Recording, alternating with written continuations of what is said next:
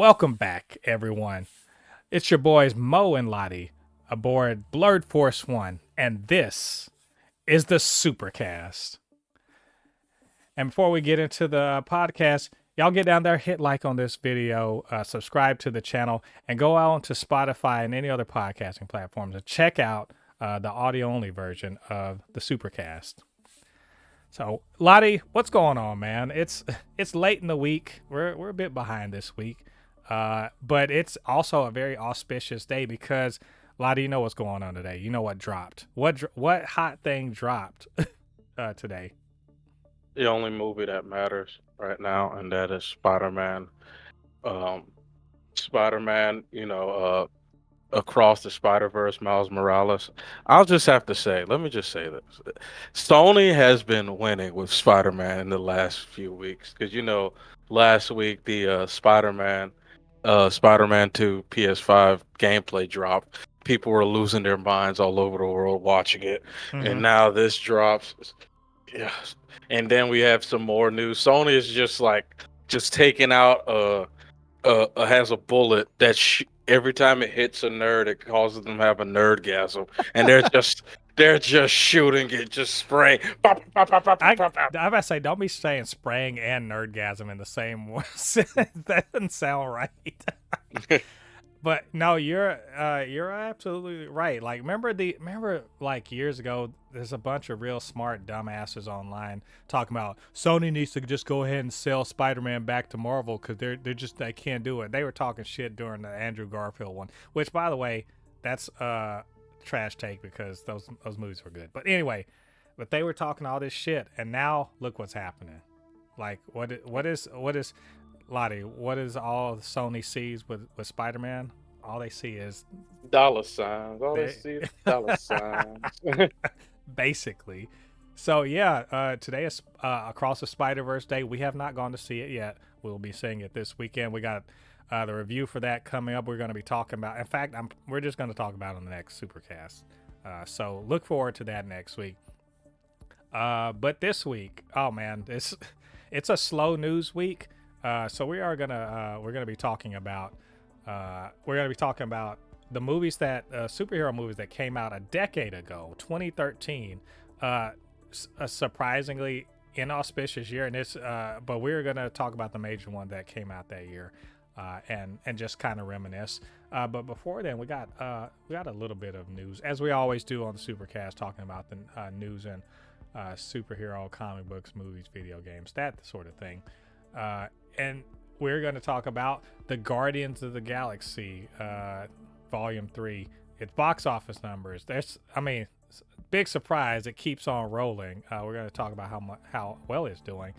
A Marvel property gets dropped from Hulu in a content purge by Disney. The Agatha Coven of Chaos reaches a bit of a milestone. We're going to talk about a rumor about Deadpool 3, some villains that could be showing up. Amy Pascal of of Sony and Spider-Man is going talks about a couple of upcoming projects in the Spider-Verse. So all of that, like I said, and we're going to talk about 2013 superhero movies. So, Lottie, you ready to get into it? Yes. All right, let's do it. Well, Lottie, all James Gunn does, as I've said before, all he does is win, win, win, no matter what. Because man, the Guardians keeps 3 keeps rolling along. Now, Lottie, remember I was talking about the first. I was like, after we saw it the first week, and we were like, oh man, this is awesome, man. How much is it gonna make? And I was like, well, let's see what the second week drop off is, right? And you remember what the drop off was? It wasn't it like some ridiculous it It was only like it well, wasn't it like it was 70? no 70% horrible. No, No, I meant like it was it uh, retained 70%. well it was it was not that good, but it was a 48% drop for the second Okay. week.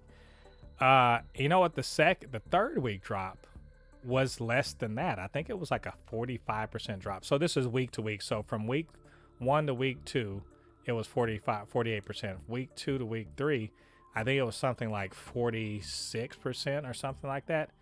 And then we just had the holiday, and week 3 to 4. So we were like, what's the drop going to be? Because this is what we call legs. Is this thing going to have legs? And so we just had Memorial Day weekend here in America, and it's a good holiday weekend. But I was looking at the numbers. I was like, forget the Monday holiday. We're just going to talk about Friday, Saturday, Sunday, what the drop off was. And I did the math, and this was confirmed. Actually, my math was off because the actual numbers for the days was better than what was estimated. 38% drop from last week. It made $20 million in its fourth week. Ladi, $20 million in its fourth week. And remember, it opened up. I think it opened up $118 million. And naysayers might be like, "Oh, that's not that much." In its fourth week, a blockbuster movie in its fourth week, it literally 38%. That's ridiculous. Like, you expect, okay, everyone who wants to see the movie, they've seen it, right? Like, they've seen it. And so everything that's at the tail end, it's just like, it's like, just the dribbles and drabs, and that's it. You really peter off and whatever. But no, they made another $20 million over the weekend, up against Little Mermaid and Fast 10. So, Ladi, come on. This is kind of amazing. Even though, yes, the worldwide box office is not quite 750 million, but still, what are they doing right out there? Let me just say, not so great competition, first of all. So, I don't know. Little Mermaid's not bad competition. It's not. It's actually doing pretty well too. As for Disney, this is a great weekend. Little Mermaid #1, and this was #3 at the box office. But like, this movie itself, it keeps on chugging along. I'm just like, I'm happy. But I'm just like, where can this end?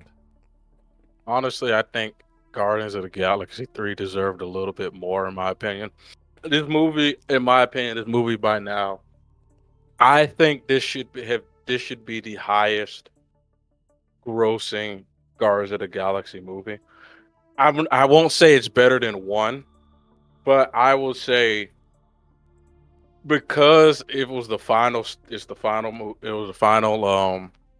wing of the trilogy, and it ended the trilogy so well. I believe this movie should have already hit $1 billion. I'm happy that it's just pretty much confirmed it's going to surpass the first movie. I'm happy because it deserves the money.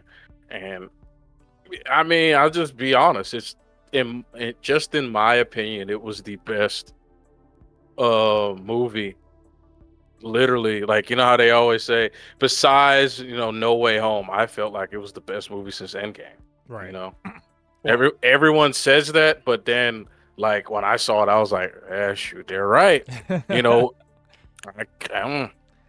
think it deserves to be $100 million more than where it is now.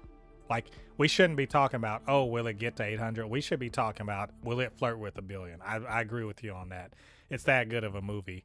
That said, it's gonna hit 800. Like, and as you like to say, pick up the phone. I said that after the first week, I think it's gonna end up around 800. I think at this point, it's probably not gonna match Wakanda Forever, but I think it has the potential to sort of get close. And maybe I'm wrong. If it keeps on, like I said, I don't remember the last time I saw a blockbuster that kept a sub 50% hold. They kept, it drops 50%, less than 50% every week. I don't know that I've ever seen that, and if I have, it's been a long time. So, in my opinion, it could get close, because Wakanda Forever is like 850 mil. It could get there. Some people are saying maybe it could get to 900. I don't know if I buy that. I'd have to see the international box office do better. But this is a win, and anybody that's trying to say that this isn't a win is fucking stupid. This is a W. They've made their money back, and they're into profitability now. So Honestly, this is one of those movies that honestly I very rarely see anybody hate on, even in the Fandom Menace. It was one of those movies that if you're hating on the movie, you're just you just don't like nice things. That's all it is. or Because you're going for the hate clicks. That's about it. I yeah, don't see any other reason to hate on this. So I'm happy. The truth is that this is just, like I said before. This just confirmed to me that I am in the bag for James Gunn. Whatever he's doing, I'm down for. And I'm rooting for this. I want this to. I love Wakanda Forever. I want this to get to 900 million because I think it's just that good. So, but we'll see. We're gonna keep an eye on this every week until it it crosses that threshold or whatever. We'll keep an eye on it. So Lottie, on less good news. So there's a bunch. All these streaming services. They were supposed to be like, it's the golden age of content. They have a library. We'll just keep being able to watch whatever forever, right? Who needs DVDs? Who needs Blu-rays? Who needs any of that stuff? We're gonna always be able to go on to Disney Plus or Hulu or HBO Max or whatever and just watch everything that's in their content library, right? Right, Lottie? Just forever, right? Until Zaslav was like, nah, son, we ain't paying for that, right? He's like just chopping at left, right, center, just people just sad about the loss of certain properties. And unfortunately, Disney is not immune to that either. So they started cutting content, man. Like just, and particularly streaming only content. So things you literally can't watch anywhere else. You can't rent it. You can't there's no physical media. It's just on the streamer.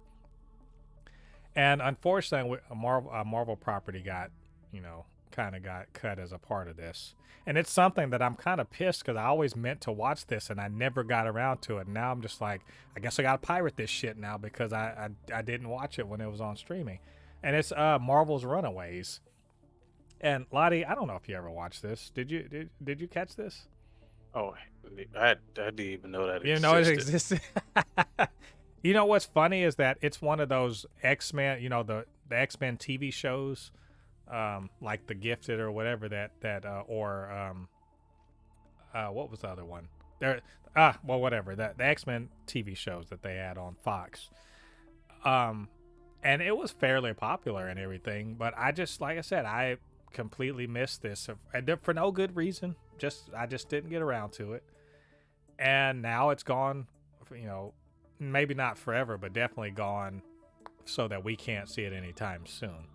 Lottie, now I know you didn't watch this, so maybe you don't feel an emotional attachment to it, but what do you think about the precedent, kind of that this is setting about our streaming shows? Because a lot of remember the MCU shows, and probably they're not on the chopping block, but and the writer's strike plays into this too. I want you to know, the writers and the actors and all that, residuals, all that stuff is part of the reason why they're doing this too.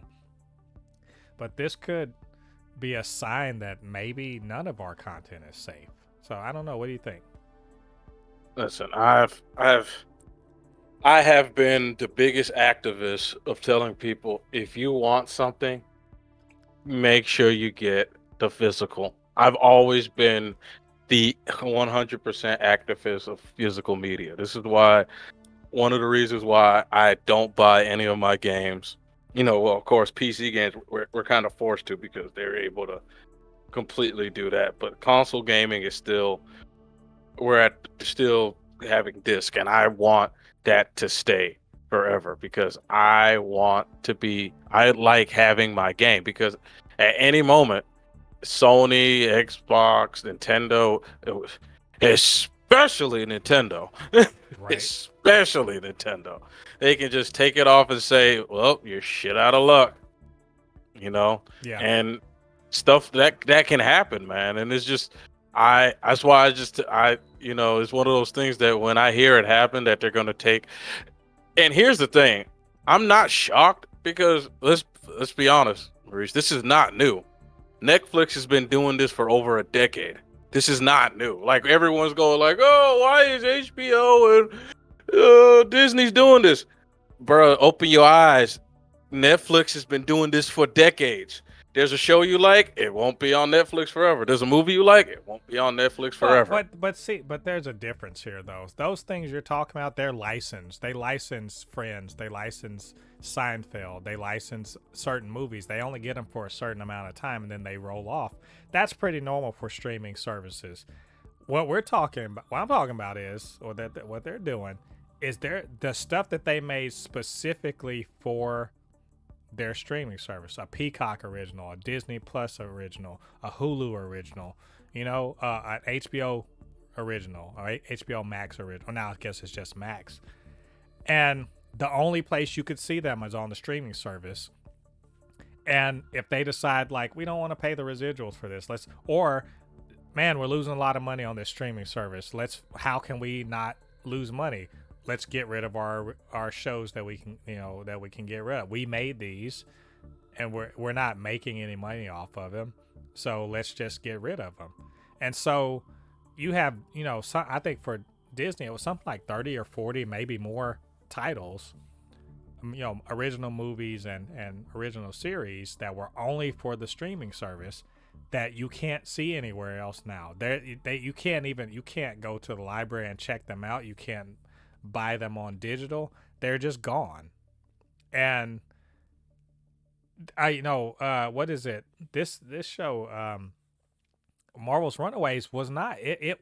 I don't know it. It might have been a Hulu original or something like that. But now it's a bit of content, a bit of superhero content that even if you wanted to watch, you can't watch legally. And that sucks. Like I get what you're saying, but that sucks because like this is a show that a lot of people worked on and it's just basically gone. It's in a fucking vault. And Yeah. and just because they want to save a little bit of money. So it's just bothersome to me. I mean, Yeah, like this like I said, this is something that's happened in the gaming industry for a while. Like one of my favorite games of all time, Scott Pilgrim versus the yes, World. exactly. I remember You when you told me this years ago. You're like, we can't even get it. And then they finally brought it back 10 years later, and which it was was like crazy. people like lost their mind over a 10-year-old game. Just it, there's people literally trying to pirate the game, Yeah. and everybody's like, "You can't Here's buy the it." thing is like these guys they're sitting up here playing a dangerous game in my opinion with pirating because hey, a lot of us I don't know about you. I'm an old school. I did Napster, I did Emule and I did fucking BitTorrent. I did all that shit Mhm. because back in the day that was the way you got your anime.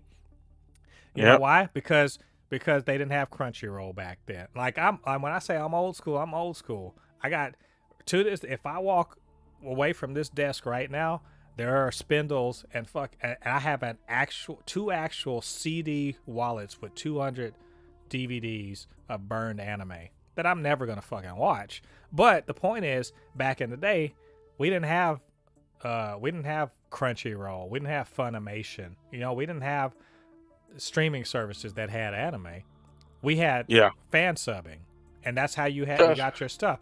And then we used to, we just used to pirate everything because there weren't. And you know what killed pirating, or not killed it, but mostly killed it off for most casual people was streaming services, It's the right? same thing with the music industry.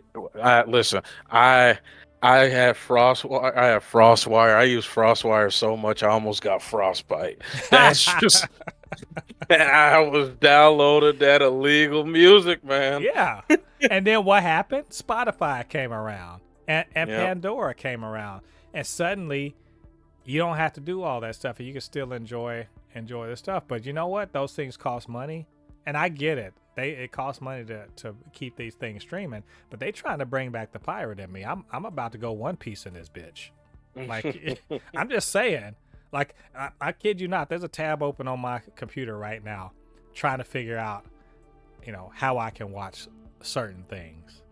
That's why they gonna bring out the old me, because I don't. That the whole promise of streaming was you can have these things and not have to worry about it.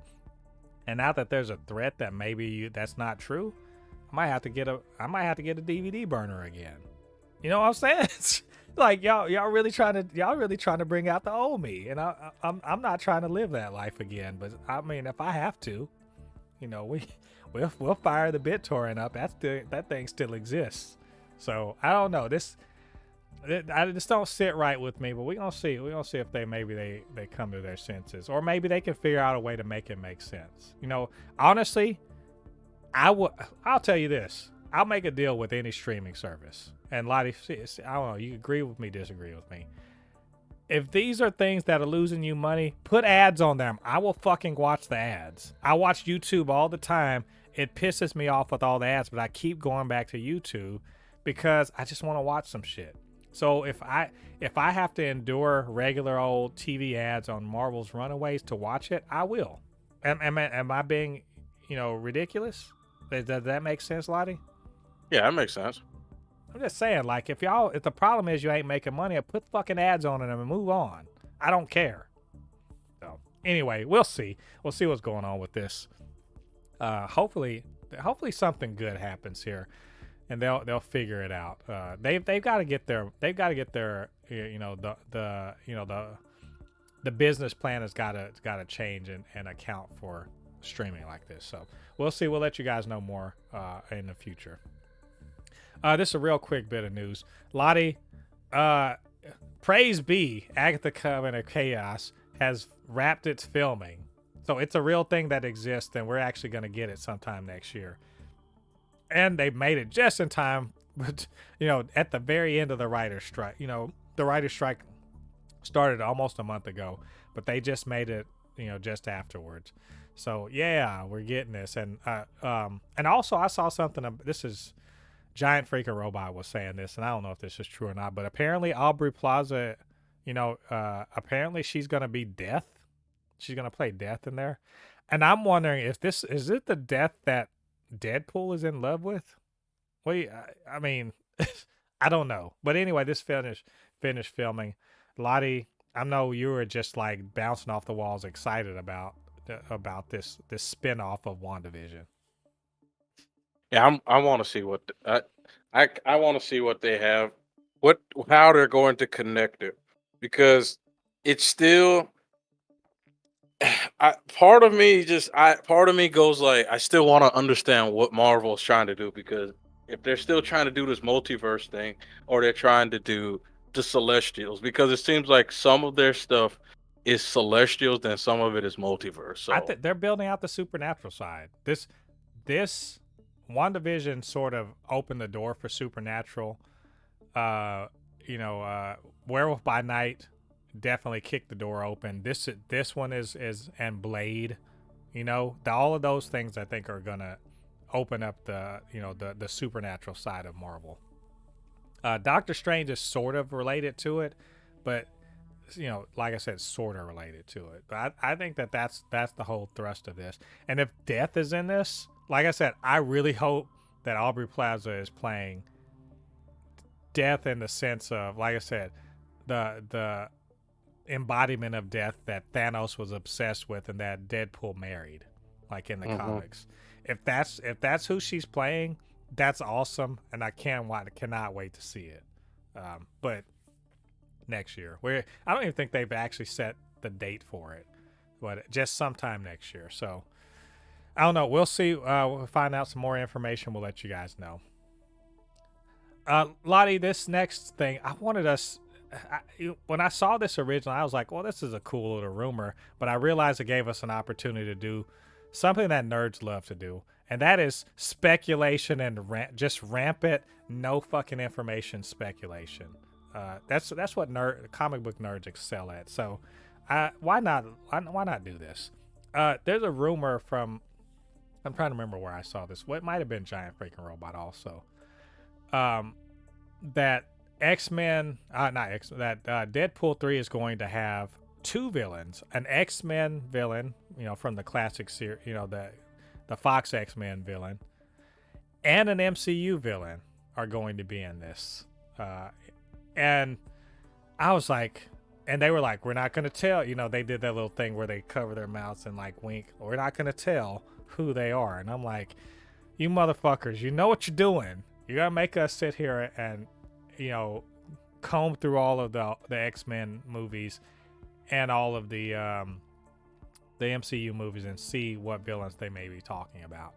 So, Ladi, I thought it would be fun if we go through the list of bad guys and decide who's most likely to be coming back for Deadpool 2 or Deadpool 3 with an understanding that it's probably a multiverse movie, right? Can we agree on that? It's probably a multiverse thing? Probably.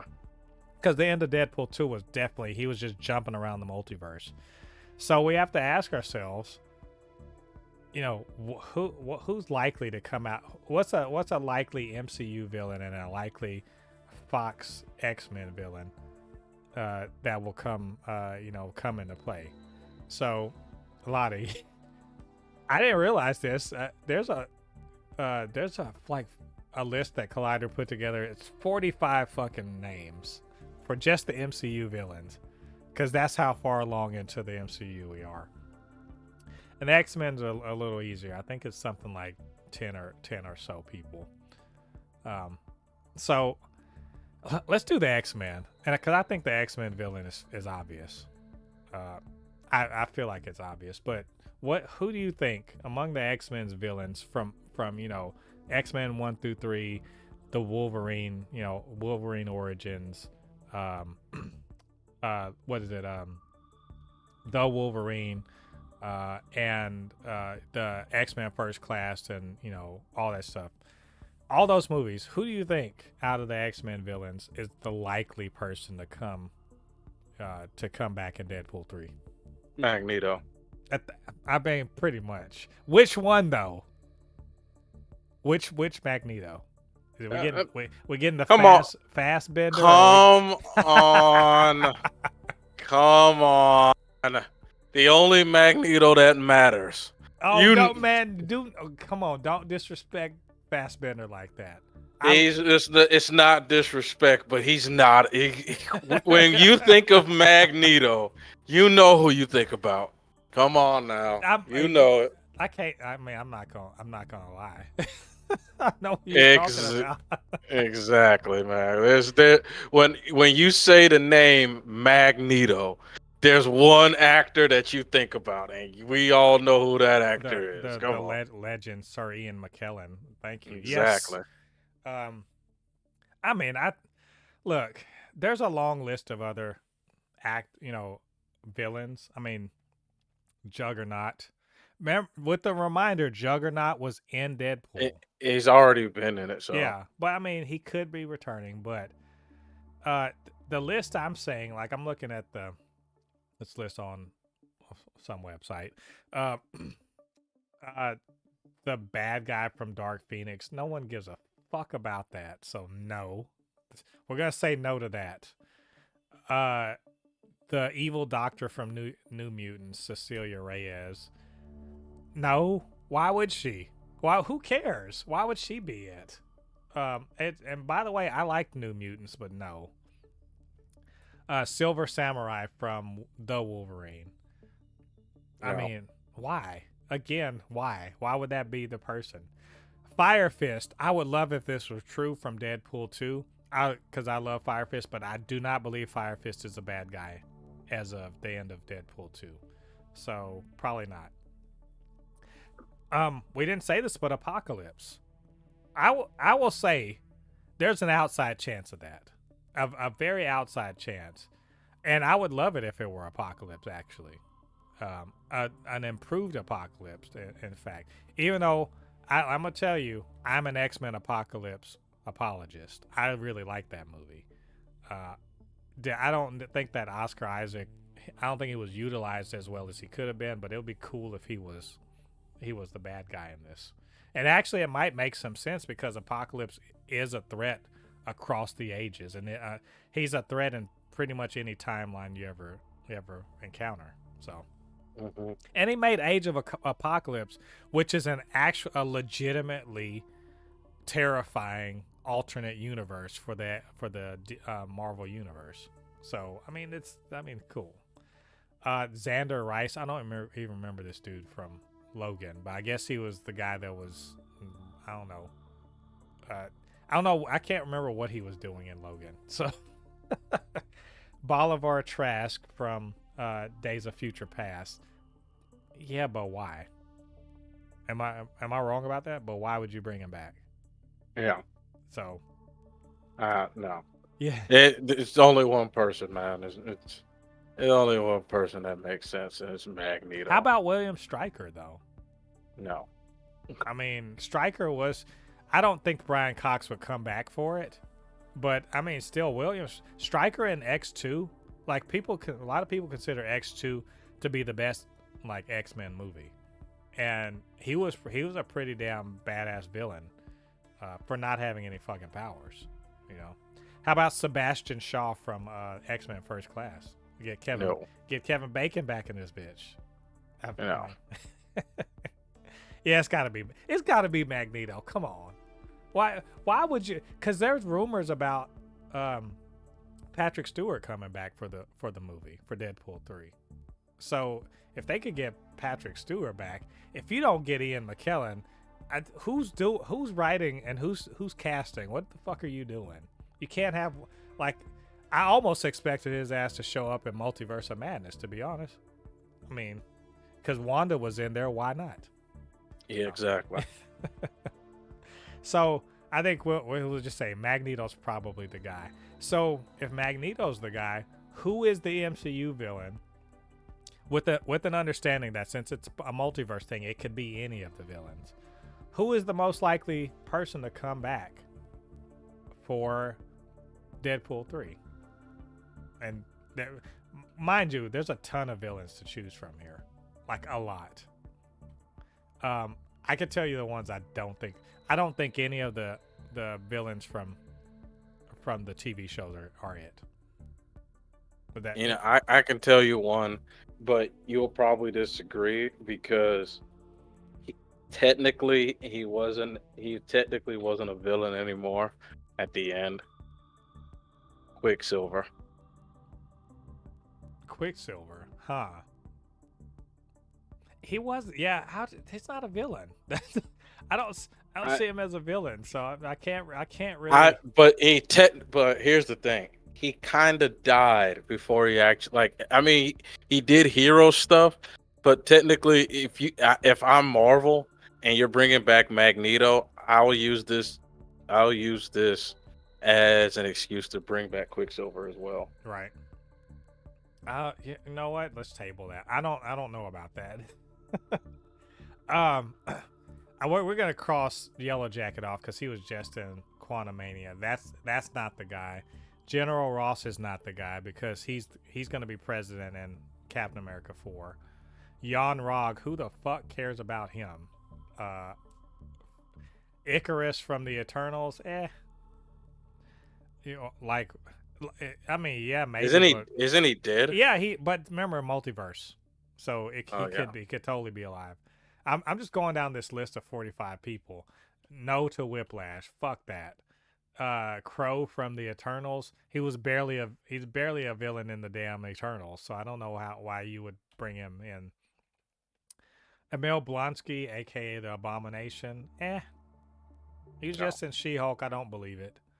Malekith, who possibly the worst villain in the MCU next to Whiplash. No, I'd say no to that one. Dormammu, why? I mean, it would be fun to see Dormammu and Deadpool have a thing, but why? No to Ronan, no. I'm saying no to Ronan the Accuser. What do you think? Yeah. Taskmaster, that's actually a reasonable one, but she's not a bad guy anymore. Listen, not a bad guy anymore. Stop it. And also, that was not Taskmaster. but That was not they could Taskmaster. bring in a new Taskmaster. True enough, but the Yes. one we got in Black Widow is not a bad guy anymore, and also it's probably gonna be in Thunderbolts. So no to that one. The dude who was the bad guy in She-Hulk and Intelligentsia. It would be funny. It would be funny, but I doubt it. Infinity Ultron. I'm going down this list.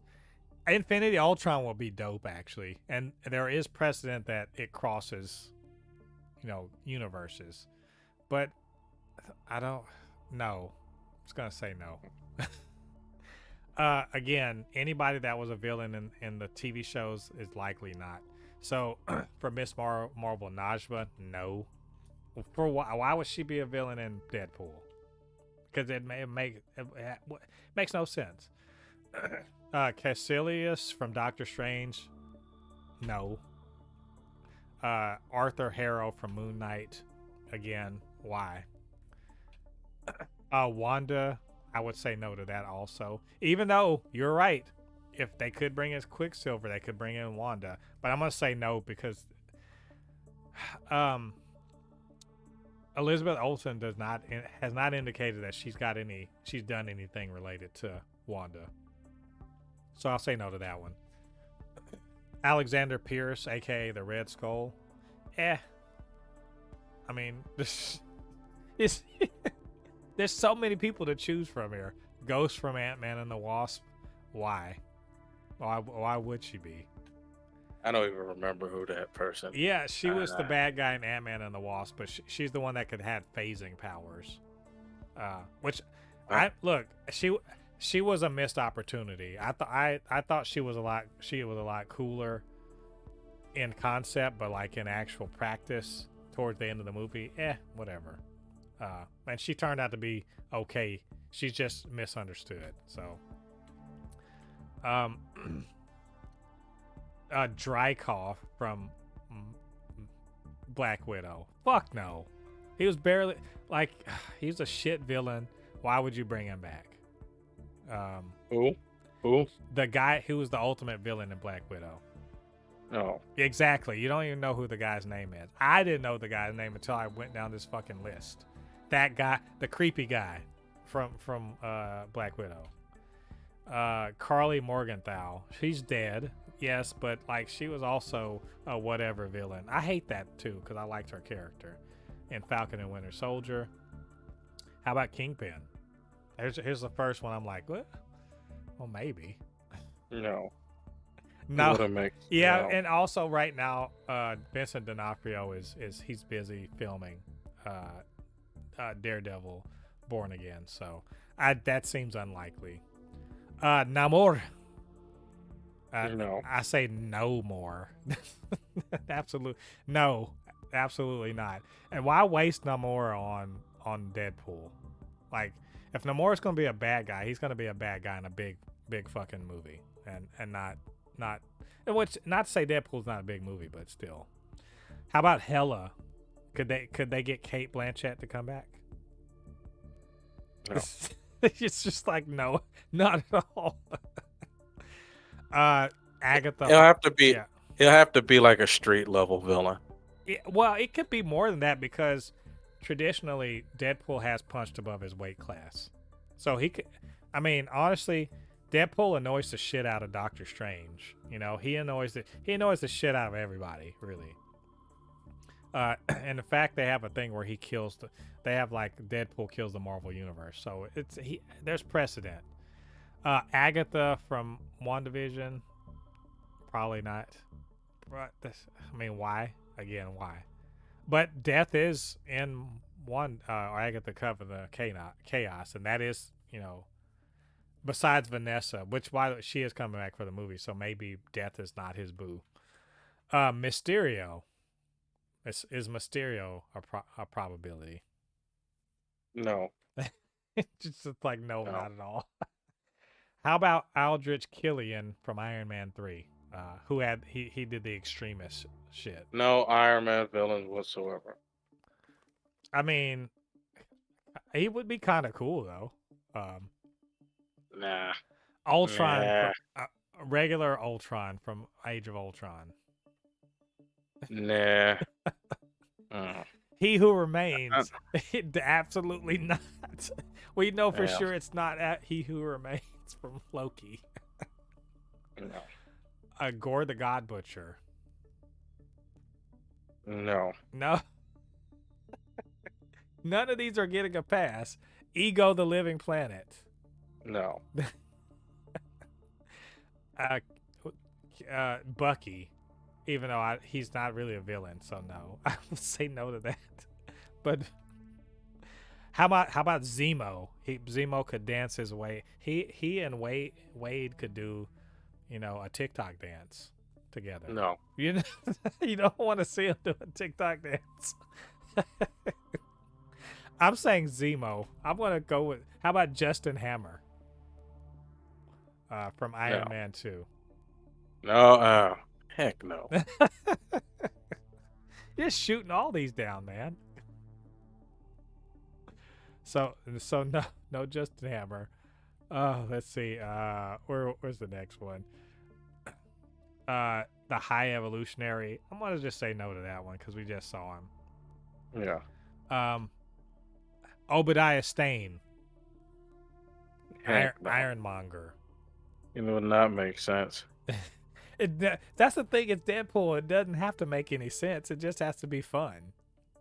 Like, It just don't put any like. Here's the thing: don't put any villain from a character that is beloved and is dead, because you just be cock teasing the damn fan base, and you'll just be asking people to be pissed off. No, do not add any Iron Man villain whatsoever, because then people will be like, "Why isn't Iron Man in the movie?"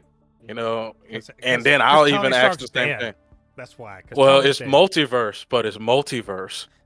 Exactly. Tony Stark's don't dead. do it. Tony Stark's dead in every universe. There you go. No. Just don't do it. Just don't do it. Don't open a can of worms that you don't want to.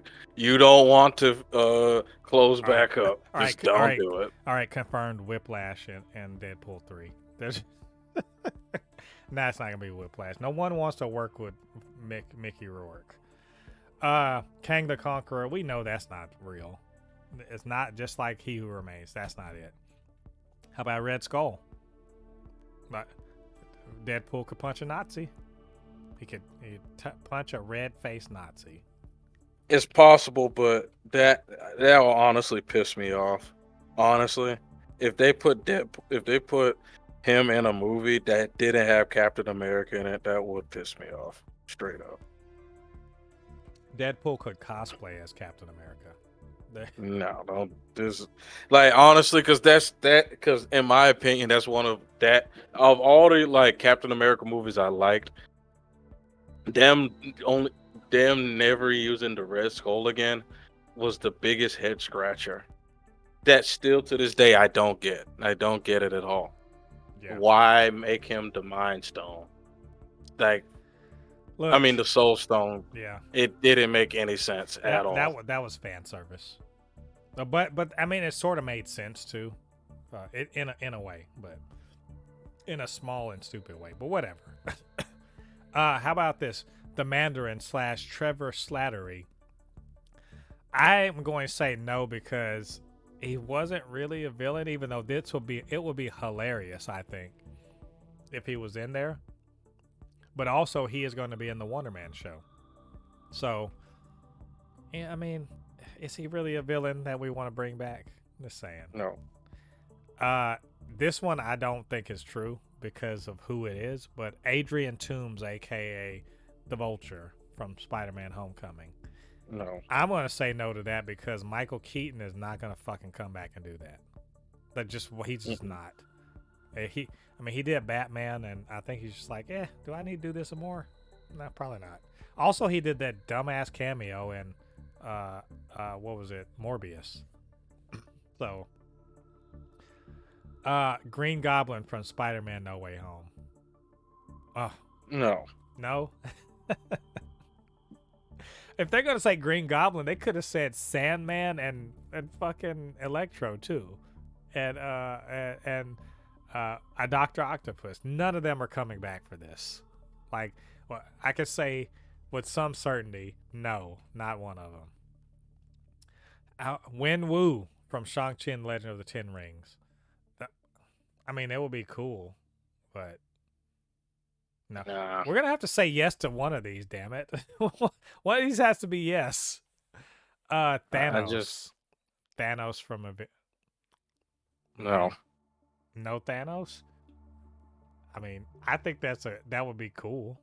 I think it would be cool just because both Thanos and Wade Wilson love death. So, I'm saying they could be fighting over death. Last two are, all right, so last two.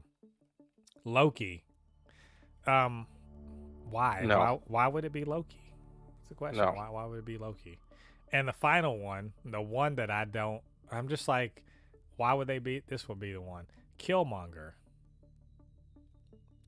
And I don't see it.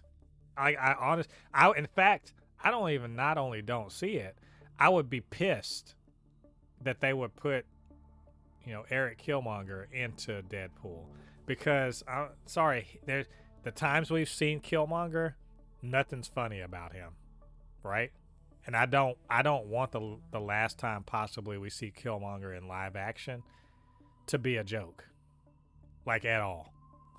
Last time we saw him was in Wakanda Forever, and it was not a joke. He was very serious when he was in. So I don't want to see that at all. So we went through the list, and of course there are more villains. Obviously, there's more villains. I honestly, if I had to put anything on it, and it would have been before the allegations, I would have said Jonathan Majors would have come in to be like, stop fucking with the timeline as one, a Kang variant. But without that, maybe Apocalypse. No, not Apocalypse. Maybe it is Loki. I mean, it would be cool if it was Loki, because then Loki would make sense because it would be a time variance authority. And I've heard that the TVA actually figures into the story of Deadpool 3. So it could be that Loki could be that guy, but he's not a villain anymore. So hard to call that. I think Red Skull is a decent one. Zemo is a decent possibility. And just as an kind of an outside, an outside chance, maybe somebody a little bit more powerful. I don't know. Gore the God Butcher would be fun. Hela would be fun. But you got to consider who are playing these people, and if are they willing to pay for these people to come in? So maybe Ultron. Ultron actually would be a good thing because it would just be CG and then just a voice. So I don't know. I'm gonna lean towards.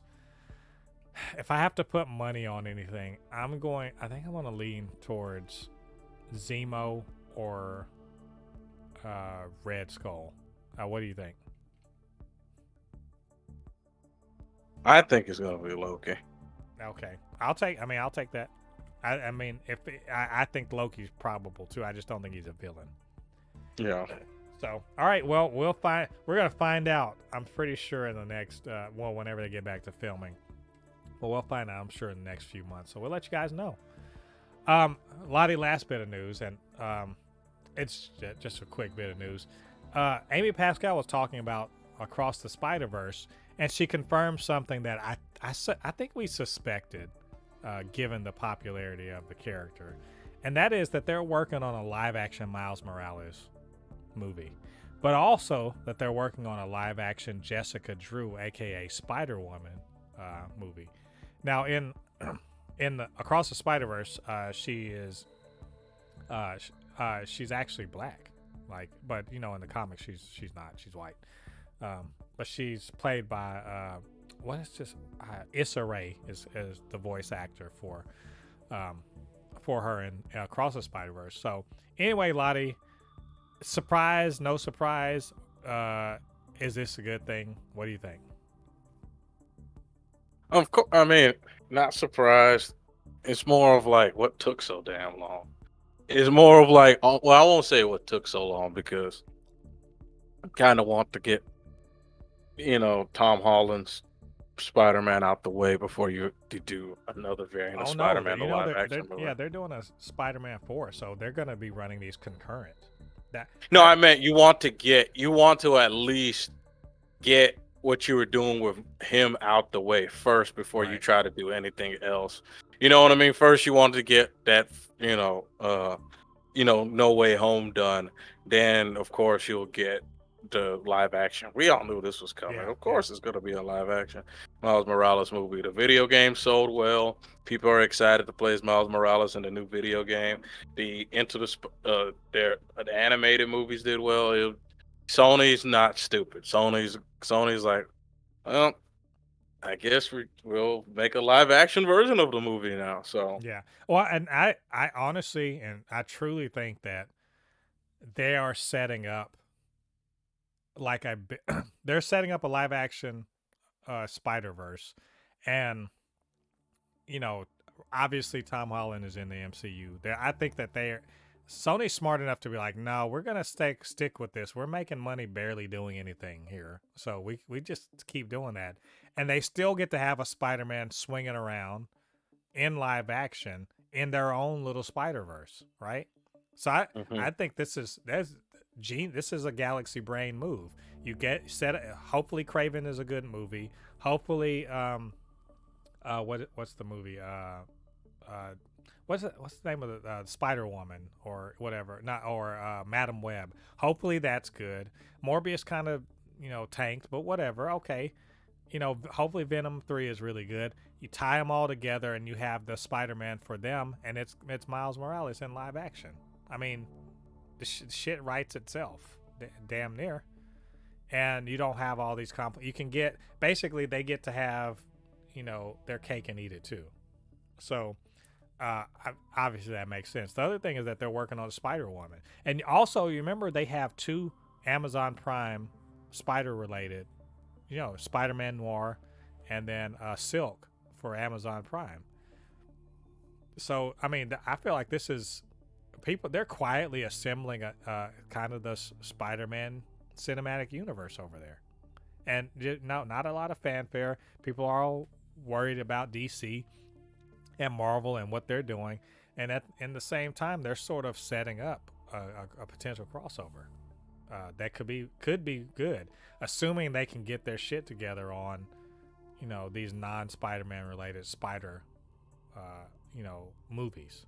So, not surprised, and I'm happy to see that they're working on it. And this is a Lottie. It's a reminder. I'm glad that Marvel doesn't have Spider-Man. I I don't know how you feel about it. I'm glad they don't have it.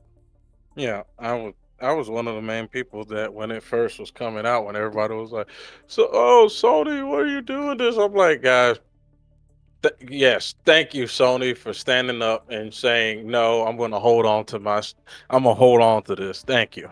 Yeah, and I honestly look. I like the fact that Marvel has Fantastic Four, because Fox was shit in the bed with Fantastic Four. Glad that they have that. I'm I was happy when they got the X-Men, but I'm becoming less enthused with it. I gotta see what they're gonna do with it. But the truth is that since they've had X-Men, we have been bereft of X-Men content. Am Yeah, I right? We just haven't had any X-Men yeah, and it because doesn't seem yeah, like we're really, besides Deadpool 3, it seems like we're not getting any X-Men in not the for foreseeable, years. For yeah, years. foreseeable future. I mean, it literally could be like it's 2023 now. We might not see X-Men for 4 or 5 years. Yeah, And if Fox was on its own doing its own thing, we would have had, yeah, then maybe they were going to be trash. Who knows? But we would have had them. So I'm legitimately happy, and I say what you will about Morbius, but at least we got Morbius. Okay, it wasn't that good, but Marvel would have never made Morbius, right? They would never make Craven. They would never have made Into the Spider Verse. You know, they wouldn't. They don't have the resources to do all that shit. I'm happy Sony has the Spider-Man license. I'm happy that they're playing ball with Marvel, with the MCU, but they're also doing their own thing because we get more shit. So I wish them all the luck. I want this all to work. So, but we'll let you guys know more about that. It's probably going to be next, later on in the year, next year, before we hear any real things. And we hope that the writer's strike, gets sorted out. Otherwise, we're just going to be waiting. So, anyway, that's all of our news for this week. Maybe we missed something, or you maybe disagreed, agreed, whatever with something we said. Whatever that may be, get down to the comment section and leave your thoughts there. And of course, you can always hit us up, supernotfunnyshow@gmail.com or at supernotfunnys1 on Twitter. All right, Ladi. I know we already did some nerd speculation. We're gonna do some more. We're gonna do a retrospective, man. When I was looking for something to talk about this week, it's a thin, news week. But I realized, I was like, it's 2023. What were we watching 10 years ago? What came out 10 years ago? And so I was like, let's see, what were the comic books from 10 years ago? And so I kind of pulled up, kind of a list of things that were in theaters 10 years ago. And surprise, superhero movies were thin on the ground that year. Now we you got, at the height of the MCU, we got four Marvel movies in a year. And then DC was doing something, all this other stuff, right? But back in 2013, the number of big budget superhero films was minimal. So, Lottie, I thought we just sit and talk about them. And I one of them I can't even speak to because I hadn't seen it. Well, we had in 2013 Iron Man 3, Man of Steel, Kick-Ass 2, The Wolverine, and Thor: The Dark World. All came out in that year. What an auspicious year for quality superhero movies. Am I right? Just like all the best superhero movies that year. So, Lottie, I don't know, out of that list, what was your favorite one out of those? I think I know, but still. Far and away, Man of Steel. or as I like to call it, or as your brother like to call it, the best Dragon Ball Z movie they ever made. Yes, it's that. I mean, man, that was rough. 2013 was Iron Man. Is Iron Man 3? Look. Two things. I'm an Iron Man 3 apologist. When I did a rewatch with Jennifer leading up to Endgame, and I was like, actually, this is kind of good though. I mean, Iron Man's barely in it. It's mostly just Tony futzing around with the kid. That sounded bad. Futzing around while a kid was sort of taking care of him because he was sort of being a man baby at the time. And then, there's some weird extremist shit. I'm an apologist for it. I like that movie. But yeah, Man of Steel, it's pretty much the best one, even though I like the Wolverine also. Wait, the Wolverine was good. I'll say that. I forgot about the Wolverine. The Wolverine was good. That would be number 2 for me in my list. Iron Man 3 was just unfair because it was the first MCU movie after Avengers. I mean, I still think to this day I love Infinity War and I like Endgame, but Avengers 1 I think was peak superhero movie. Wait, how dare you diss Age of Ultron? Age of Ultron can just can stay in the back. The adults are talking. Yeah. I hear what you're about, but I like the Iron Man 3 for this. For a couple things. I do like when heroes get back to basics. Iron Man 3 starts off with Tony kind of at the peak of his powers, but he's mentally not all there because of nearly dying in Avengers. But he's got badass tech, and he's got all these suits and everything like that. And this movie sort of informs Civil War. Later, the idea of like the suit of armor around the world. Like, there's a lot of themes within this movie that actually carry forward into the future movies. But also, like I said, I like back to basics things when heroes are just kind of get, deconstructed down to their basic elements. And, because you remember when in Civil War, and that, of course, this is after Iron Man 3, but at Civil War, he's like, what are you without your suit? Right? And that's kind of what Iron Man 3 is asking. What is Tony without his suit? And it turns out he's still a hero with a good moral compass that's just trying to do the best he can. And also to kind of fix the bullshit. Like his whole mission to undo the bullshit that he's kind of like perpetrated on the world as a an arms dealer comes kind of home in the fact that he's made all these armors and they're dangerous. So I mean, I liked all of that stuff. It's not better than Iron Man 1. It is better than Iron Man 2 by a long shot. And I think Iron Man 3 is unfair. Like it's unfairly maligned because, as you said, it was after Avengers. But I actually think it's quite a good movie. In the trilogy and in the MCU. What the thing about it is that that some people don't like about the Iron Man series, and I do agree with them somewhat, is that for some reason, I don't know what the people who are doing the Iron Man movies just decided to make the villains after Obadiah Stane just stupid. It's just like you decided to make the guy. I forgot the guy. Well, the guy who becomes Titan. Whiplash was trash. Like, he sucks. Yeah. Why? The main villain of that movie was supposed to be Titanium Man. Yeah. It's not Whiplash. And then it's just, you make Mandarin. You made a Mandarin an actor. Like, I don't know what the directors of Iron Man were doing. They just decided to make Iron Man villains stupid. I don't get it. I don't get it. I think in part 3, they were like, oh, he's got it. Because people are like, we want the Mandarin. And then they just kind of subvert it in favor of doing the Extremis plot line, which is fine.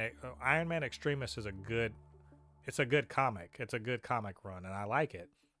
They want to do Extremis, cool. But they brought the Mandarin in sort of to be like, haha, well, switcheroo.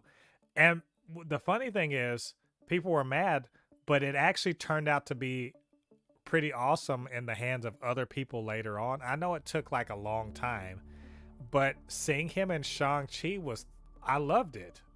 Like, I loved how they sort of fixed it up later on. They fixed it in post, if you will. But yeah, at the time, I was pissed off about that the Mandarin reveal too. I was like, what the fuck is this? But it turns out that Killian is the bad guy, and then they do Extremis, and that final all armors battle was dope. Like, I loved it. So, like I said, I remain an Iron Man 3 apologist. I don't care. I really, really like the movie. And I have no problem with revisiting it at all. I think it's good. So Thor: The Dark World. Let's talk about this, Ladi. Oh. Of all the movies that year. Yeah. Let me just say, I do like the movie. It is not high on my list of MCU. Like, if you know me at all, pretty much I don't dislike any MCU thing. There's no Marvel Cinematic Universe thing that I don't like. I just like some of them to a lesser degree. And this is definitely one, when we ranked it, this is definitely one down on C tier. It's a missed opportunity, and that's what pains me the most, because Malekith, who gives a fuck about the fucking Dark Elves? Who gives a fuck about this bad guy? And there's much going on in this movie. Like, they don't do anything with the Warriors 3. Fucking Sif gets kind of, she's kind of a non-entity. Yes, but still, there's still some fun to be had in here. There is some fun to be had within the movie. I think, the death of what's her name? Why can't I say her name? Thor's mom. Her death is pretty good. Anthony Hopkins is cool in there. Loki, as usual, is a delightful dick. And this Thor: The Dark World is sort of rehabilitated by Endgame. You know, so I mean, I think it's good, but it's not great. Man, you're much nicer than me. I did not like anything about that movie. Like the little like Loki parts was nice, but man, the it I could have fell asleep watching that movie. I I barely remember that movie at all. Like I don't. The only things I remember from that movie, I forgot Thor's mom died in that movie. The only thing I remember in that movie was what's his name pretending to, like changing up to be like all the heroes in the Avengers. Besides that, man, I did not. Ragnarok saved Thor. Jesus, man. I mean, I'm not saying if you dislike this movie, I understand because there's much in it. I'm just like, what were you guys thinking about? Like the final confrontation. I know there are many egregious Marvel endings, but this one, I was like, y'all are trying to save this fucking movie from just like being annihilated by critics. You have this big, but even the big final confrontation is just kind of silly in a way. And again, reminding you, I like this movie, but I admit that there are some parts I'm just like, why'd you do this? Was like the Dark Elves are the most like Malekith. Who gives a fuck about him as a bad guy? Like seriously, no one talks about him because he's not very well realized. But like I said, there are things in there I do like, and I think the problem is that the problem with the movie is that Thor's whole growth as a person is a little stalled in this, and also his romance with Jane is whatever, but like I said, they rehabilitated with Endgame. So we had another movie. I did not see Kick-Ass 2. Did you see Kick-Ass 2? I didn't even know they had a Kick-Ass too. So we're not going to talk about that. That did come out that year. We're not going to talk about it. It did come out that year.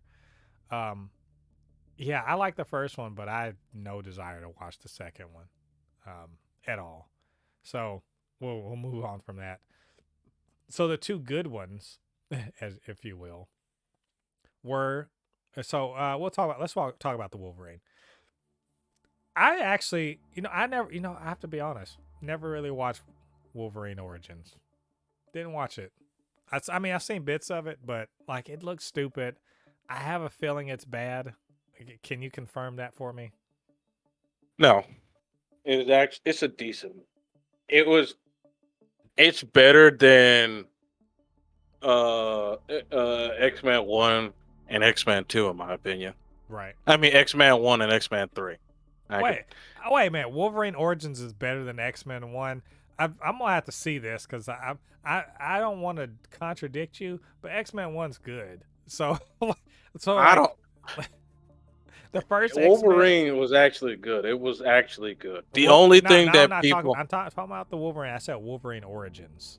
Yeah, Wolverine Origins. Wolverine Origins that movie, is as good as X1.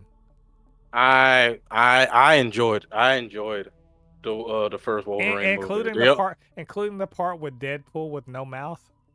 Like every movie has a dumb part, so I'm not gonna sit here and say, oh, but I liked it. Okay, well, I might have to go check it out and see what's up. But the Wolverine though, I thought it was really damn good actually. There was something about they were trying to basically adapt a certain part of Wolverine's history that in the 80s, Chris Claremont, who created Wolverine, really created this kind of backstory of him, hanging out in Japan and just kind of like dealing with samurais and shit like that, and the hand, ninjas and shit like that. And they really kind of tried to make it make sense within the Fox X-Men universe, as much as anything in the Fox X-Men universe can make sense. And I thought it was actually I thought it was good. I liked it. Even though the Silver Samurai thing was stupid as hell. Like, can we agree on that? The Silver Samurai thing was dumb. Yeah. But kind of the backstory and related to, the atomic bomb and everything, and he's a soldier, and just kind of falling in love and everything. There's a Yakuza. I mean, there's a lot of fun stuff in that movie. And the great thing about Wolverine, and Hugh Jackman he's peak Wolverine in there. Just peak Wolverine. He's menacing and, physical and everything like that, but, he's got a soft spot. The women are always kind of like the thing that kind of calms down the beast inside of him. And then he's got this, he saved this guy, and now the guy wants to steal his healing factor, and, they're going to have a big fight, and it's good. I really like this movie. Yeah. The Wolverine was, and not a lot of people noticed this. The Wolverine was based off of. There is a comic book, but it was mainly based. They made this movie mainly because of the popularity of the Wolverine anime that came out, like, I think in 2010. Have you seen it? I didn't watch. I've seen a bit of it. I didn't really watch it, but those anime versions of, like, Marvel heroes were quite popular, as I understand it. But, like, as you said, there is that thing, and there's just a history of Wolverine. He spent time in Japan in the comics. That's where, you remember in X2, or was it X2? He fought what's her name, Lady Deathstrike. That's part of him. That was part of him hanging out in Asia, not necessarily Japan, but hanging out in Asia. So he has history that's kind of come back to haunt him, and I like that they kind of put that into this movie. It's a good time. Like I said, I feel like it's peak Wolverine.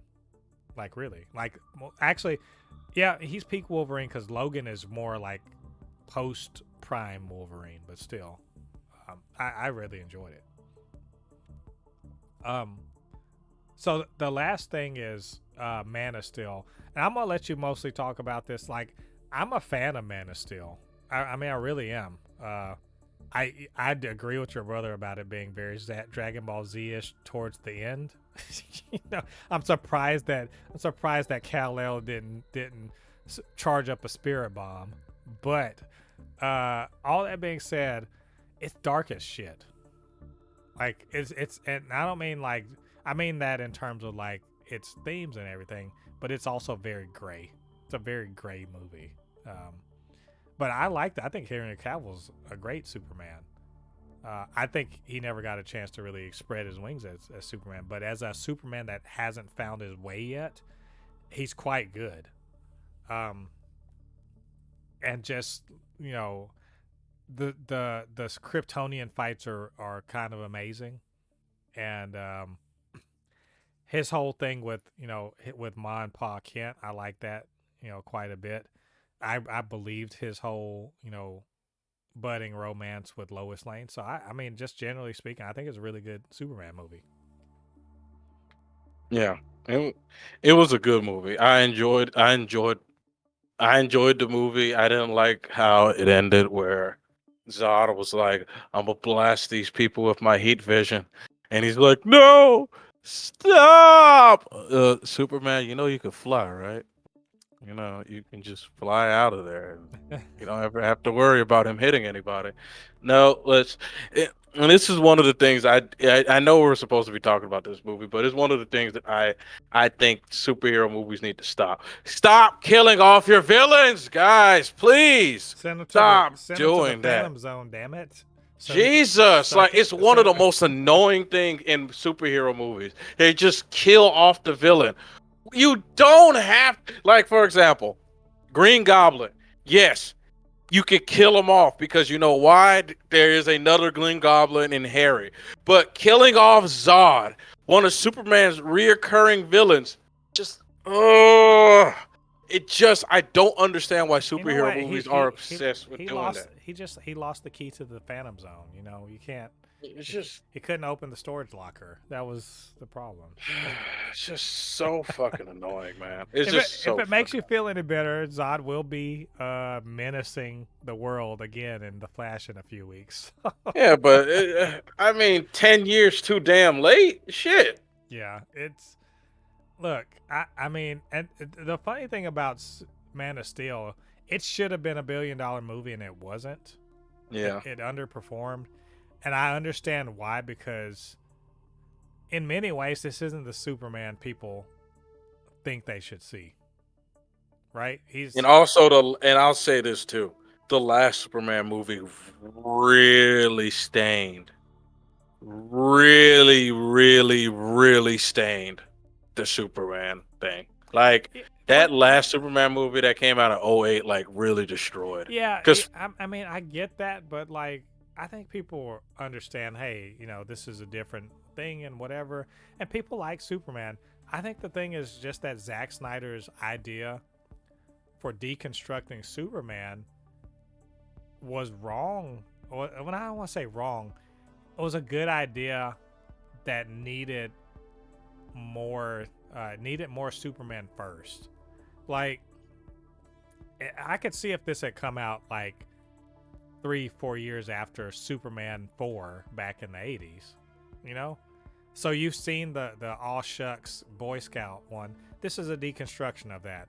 Okay, I can see that, but this is not right after that. It's not even right after that one from, you know, with Brandon Routh in it. And so you're like, hey, here's Superman, and let's disabuse you of any prejudices you have about who he should be. Like, he's gray and dark and he's morally compromised, and he does kill. And I'm like, is that the thing to do in the first movie? Like, is that the move? Is that the move? Maybe the move should be to just present plain old damn Superman, and then you can fuck with the moral quandaries in part 2 and 3, you know. So, I mean, again, it should have been a $1 billion movie, and it just didn't get there. I think because thematically, it wasn't really what really connected with huge audiences. It connected with large audience, but not huge audiences. And beyond that, it's very gray. Like, no one looks at Superman and thinks, you know, I need to see like I need to see everything in, you know, gray tones, and like it's a very low key. That he's supposed to be bright and joyous, as far as I'm concerned. Mm-hmm. So I think the thing is, I like the movie, and I think Zack Snyder had some good ideas. I'm just not sure that was the way to come out of the gate. You know, I don't know if that's the way to come out. You don't start at Batman, The Dark Knight Returns. You don't start at The Dark Knight Returns. You start at Batman, and then you get to Dark Knight Returns. You know, Dark Knight Returns is, he's old and cynical. You know, he's old and cynical and, like, you know, disconnected from the world. Don't start Batman like that. You know. Or, I mean, I suppose you could start Batman like that. Don't start Superman like that. So, anyway, Ladi, so that was 2013, man. What a year. But, I mean, they weren't all, you know, bangers, I suppose. Iron Man 3 did break the $1 billion, you know, mark at the box office. Thor: The Dark World kind of shit the bed. The Wolverine redeemed Wolverine Origins, and Man of Steel, you know, came out the gates pretty hot, but not, you know, maybe not as much as we thought. So, but I think overall, good year for comic book movies. What do you think? Good year? Nah, rough. Rough year? I don't know. Wolverine and Man of Steel, those are good. I mean, 2 out of 4. I mean, that's not bad. Listen, I think it was a good year. Comparing it to 2012 and 14, it was rough. It was rough. I mean, come on, 2012 had Avengers, like, and then that's what I'm like. We have I'm comparing it to its years within those things. It was rough. How Like about how it's just, about how about compared to I'm, 2016 when the Justice League came out? I'll still say rough. Yeah. All right. Because So 2016 was still because 2016 was Civil War. Like it was rough, man. yeah, 13 was rough. That comparing it to 11, 12, 14, 15, 16, rough. yeah, It's just being honest. It those the years that it was around it, nah, it doesn't even compare. yeah. I mean, was it peak superhero? Absolutely not. But I think there's a lot of I'll entertainment say to be had there. it was definitely better than 5 years prior, like 2000. Like if you compare it to like 20, like 2010 and earlier, yes, but like the 2011 and up, no, Yeah, it was rough. That was a rough year. yeah. Well, I mean, I feel I'm a lot. I feel like I'm a lot more forgiving of some of the shortcomings here, but but it was fun to go back and look back at superhero movies and see where that we were then and where we are now. So, Hmm. but anyway, what did you guys think about the year of 2013 for superhero movies? Uh, did you agree with us? Did you like these movies? Dislike them? Any of your thoughts? Be free to share them down in the comments section. And of course, you can always hit us up, supernotfunnyshow at gmail.com or at supernotfunnys1 on Twitter. And while you're down there, do us a favor, hit like on this video, subscribe to the channel, and hit that notification bell. All that good stuff helps us to grow this channel so that more people can see these videos and, see this channel. We're trying to get the subscriber count up. We're at 181, man. Trying to get us up to 200 and beyond. We're like Buzz Lightyear. We're not satisfied with infinity. We want to go beyond that. So hook us up, man. Show some love. And stick around on the channel. There's plenty of content there that you guys can check out. So, including, I'm going to be live streaming Street Fighter 6 if you guys are interested in watching me lose repeatedly to the computer and to real people as the game launches tomorrow. And just check that out. I'm going to be regularly live streaming that. So, anyway, Ladi, that's my dog. He helps me out on this channel, on this podcast, so I'm not just talking by myself, and also gives me some good insight. So, Ladi, where can they reach you on social media? Oh yeah, you can always find me on my Instagram, which is Anukinihun. Again, Anukinihun, Anukinihun. Again, Anukinihun. And of course, Kinihun 25. Trying to get back into playing video games more often because it's been a while since I've actually played it on a consistent basis. But I'm gonna be streaming more often, especially I'm gonna be streaming the new Horizon Zero Dawn DLC very soon. So I need to see what everybody's hating on. So what is up with it's if it isn't one thing, it's another with nerds. It's the constant hating. Like, is that just an industry? they're hating. They're hating because Aloy is canonically lesbian, which was very obvious if you played any of the games. I mean, Very obvious. uh, I swear, they like lesbian porn but don't like lesbian characters. So nerds get like weird nerds on the internet. That's y'all just chill. It's like Yeah. telling nerds to chill about stuff like why the fuck do you care? Literally, I, an imaginary person. Like it's, this.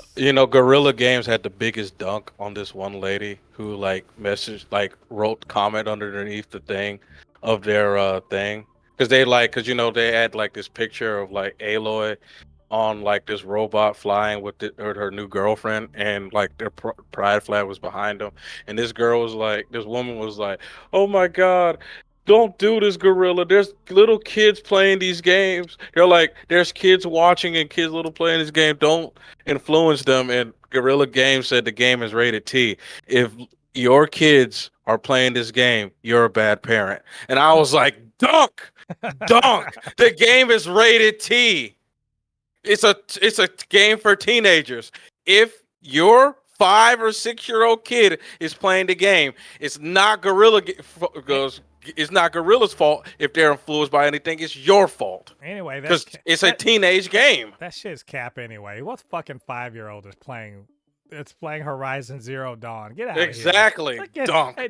Lying ass. Anyway, exactly. Fucking nerds on the internet. As a nerd on the internet, fucking stuff them in lockers and steal their lunch monies, give them atomic wedgies, swirlies, and everything. Because I mean, come on, shut up. Anyway, on that happy note, this has been the 103rd episode of the Supercast. Thanks for joining us, everyone. Come back next week. We are going to be doing just like I'm going to say predicting. We're just going to be gushing, tripping over ourselves to talk about how awesome Spider-Verse is. So, be ready for that. If you don't want any spoilers, just don't go watch the movie first. Just go watch the movie because we certainly are going to. So until then, I've been Mo and your comment extraordinaire on all things pop culture, and joined by Ladi. He's a video game designer, anime expert, lover of all things superhero. And we'll see you guys on the other side of the thread. Peace. Peace.